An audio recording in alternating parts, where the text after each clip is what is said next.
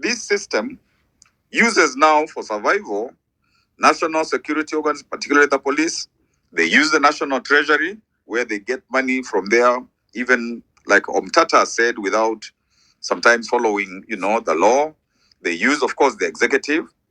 They use the provincial administration. It's still provincial administration. It is not national administration. It's that colonial thing. Then they use the parliament because they capture it. The negative ethnicity. So those are the planks, that they use to continue doing the wrong things, like we were told, just amassing and amassing wealth. Let me say about the BBC expose.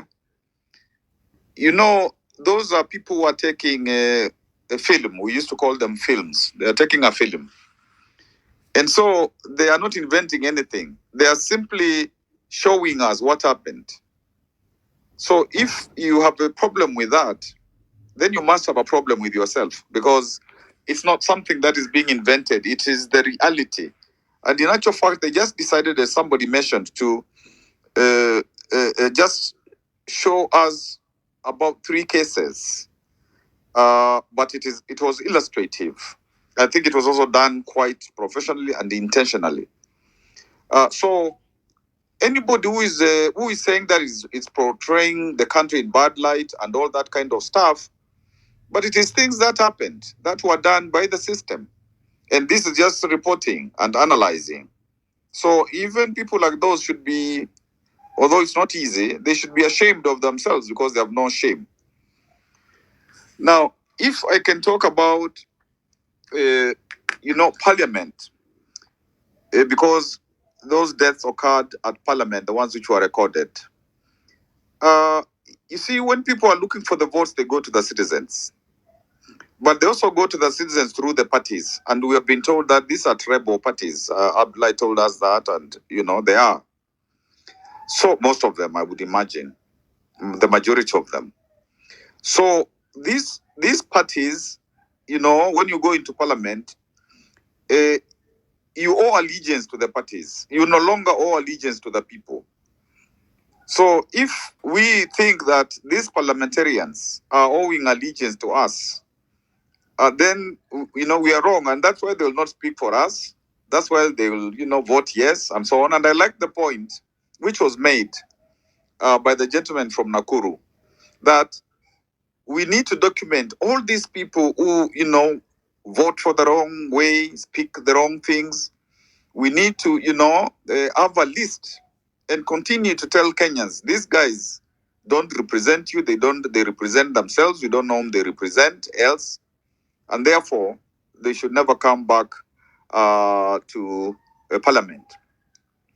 And so even what now we're being told that the young people are coming to the streets, the young people, are going into Twitter, the young people, have social media and so on.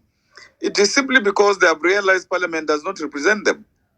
So they must represent themselves. And that is what Article 1, says, that if, that the sovereign power, you delegate it, if you feel that it's not being exercised according to your wishes, then you take it back. And so that is something to be encouraged. That is something to, when it happens, that's the correct thing to happen. The Butere, girls, Simiyu, and all these young people in social media, you see, when children begin to tell you that things are wrong, then the things are wrong, because the adults begin to tell you, some other people told you, until children are telling you things are wrong. And it's not enough to blame Malala or to blame the teachers or whatever. The children are seeing, because they stay in the homes where their parents are struggling with school fees, with an ability to raise funds for health and all that kind of stuff. So under normal circumstances, a government would realize that this is really thick if kids are seeing, wrong things. But I think, for me, part of why things are being run the way they're being run is when governments can't perform, then they use violence, they use chaos. because there is nothing else that they can use. They can't use the law, they can't use development. So they begin to use chaos, confusion, violence. And that is why, today, there is BBC, then there is Narok, then there is, there's focus on the MP, then there is, so that, and of course, the thing of making people poor and poor and poor, so that eventually you hope when it's election time, then you can give them handouts and they'll be able to vote as you wish. And New Horizon told us that some place which is a bit poor, Burkina Faso, they have free health, they have free university education, and we are saying we are a big economy and stuff like that. And these things we are kind of not able to do. Abdullah talked about health, education, water.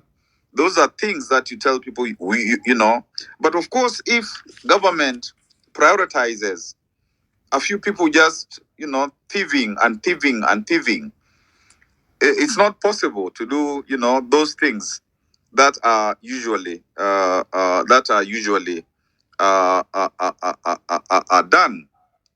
And to the question of when there's breakdown of law and order, what happens? It's anarchy. And the more people get frustrated, the more even there was mention of crime rising and all that, because now we can come to a situation where people say we shall exercise self-help. I will, everybody will be on their own. And then that's how you lose countries, and you get a Haiti, you get, crazy countries. And so everybody is in problems. Now, this thing that Atwoli was complaining about, social media and so on, it is because social media is democratizing information, it is democratizing debate. And when it is helped by the international aspect, like BBC and so on, what the leaders had, if I can call them leaders, because they'd monopolized how they make the information, even our media, they try to gag it. Some of it is owned by them.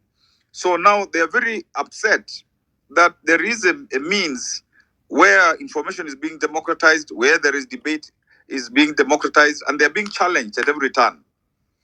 And that means this is something that these debates we have, ex debates before, they used to say that those are a few people, talking to themselves and so on. But now they are worried until they have made it a point to say social media is spoiling young people, social media is what, and all those things that they are saying. In terms of how the national security organs are being used, and she quoted Article 240, which is on point. When you look at Article 238 of the Constitution, which begins to talk about principles of national security, it says national security is subject to the authority of this Constitution and Parliament. And we can just stay with the Constitution because Parliament is not doing much. But if national security is subject to the authority of this Constitution, then all these things that the police, they are trigger happy, they are, it's like they get excitement from shooting young kids. Then they wouldn't happen if there was, the constitution was being followed. As Masharia said, the law is there. Actually, there is significant law in Kenya. If it is followed, then, Kenya would really thrive. Again, when you look at 238, which says, national security shall be pursued in compliance with the law and with the uttermost respect for the rule of law, democracy, human rights, and fundamental freedoms. I don't know whether the police read this at Kiganjo, or when they are being socialized, they read things like this, or they are seniors. So we reach a point where this system uses now for survival national security organs, particularly the police. They use the national treasury, where they get money from there, even like Omtata said, without sometimes following, the law. They use, of course, the executive. They use the provincial administration. It's still provincial administration. It is not national administration. It's that colonial thing. Then they use the parliament because they capture it. The constitutional commissions, as Macharia said, and the independent officers, at least the independent officers like the Auditor General and the Control of Budget, those can be put in the same space as the judiciary, because those are still working under a lot of pressure. And we must continue to laud the judiciary and to tell them that, the constitution says they should do what they do. When they have some internal issues, to see how they can also solve them internally, so that, there isn't, accusations about a lot of corruption and stuff. The system continues to use, negative ethnicity. So those are the planks, that they use to continue doing the wrong things, like we were told, just amassing and amassing wealth. So now, when they are put under pressure to be able to investigate anything, it is done in a very laughable, very laughable manner, if one says that. Stage one, they deny. Stage two, they say they are going to investigate. Stage three, they say that some investigations are being done, and of course they are shady. If they must take anybody to court, stage four, they take somebody to court. They make sure that it delays.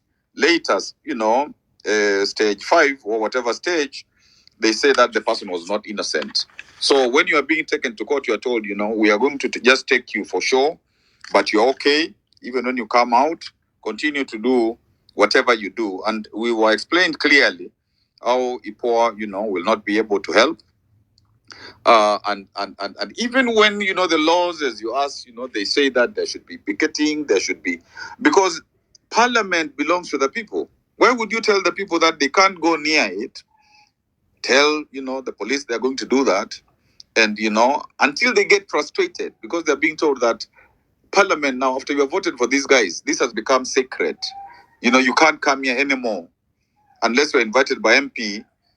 When they want to give you some hand, you can vote, for them again, or whatever it is. And so finally, I think it will be the question of, maybe before I say finally, I was Macau's teacher. Then we went to Harvard together, and of course he has a way of going to where Raila goes, and where Junet is. Now Macau and Junet, they are really props of Raila.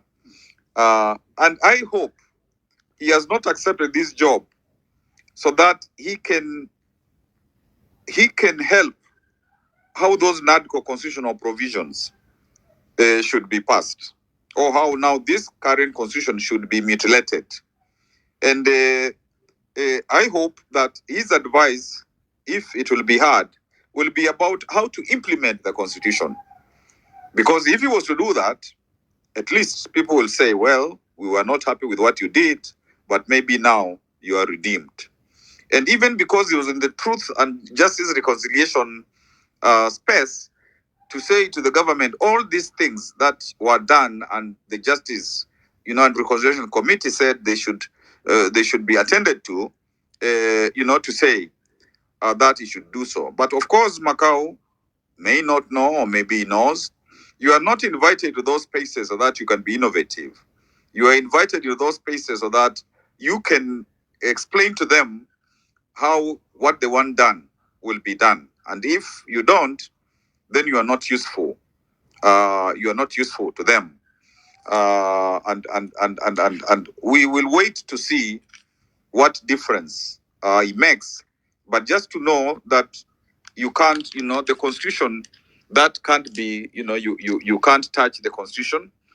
And unfortunately, from how these guys, the so-called leaders operate, they believe the constitution is an inconvenience. And of course, part of why it becomes difficult for them to even continue doing the bad things they do is because the constitution stands there. It's a boundary. It is a boundary for impunity on the one side, and for rule of law, for human rights, for constitutionalism, for democracy on the other side. And I'm sure if they could, and they will try, and we will resist, they might now want to change the constitution so that they can say they are doing certain things according to the constitution. And finally, Macharia did talk about character in leadership and about all that kind of stuff, and that is what is lacking, and also apply to that effect. Now you have the president and Raila on the one side, you have Matiang, Kalonzo, Rigji, Mother, etc. on another side. So the question will be, can those two sides deliver the kind of transformational change that is required so that we don't lose our country? And therefore, what is the role of the people who say they are progressive, the Umtatas, the Maragas, you can mention them. The people who kind of stand for the Gen Z's wise, Gen Zote, who want a different Kenya, because the more they are absent in this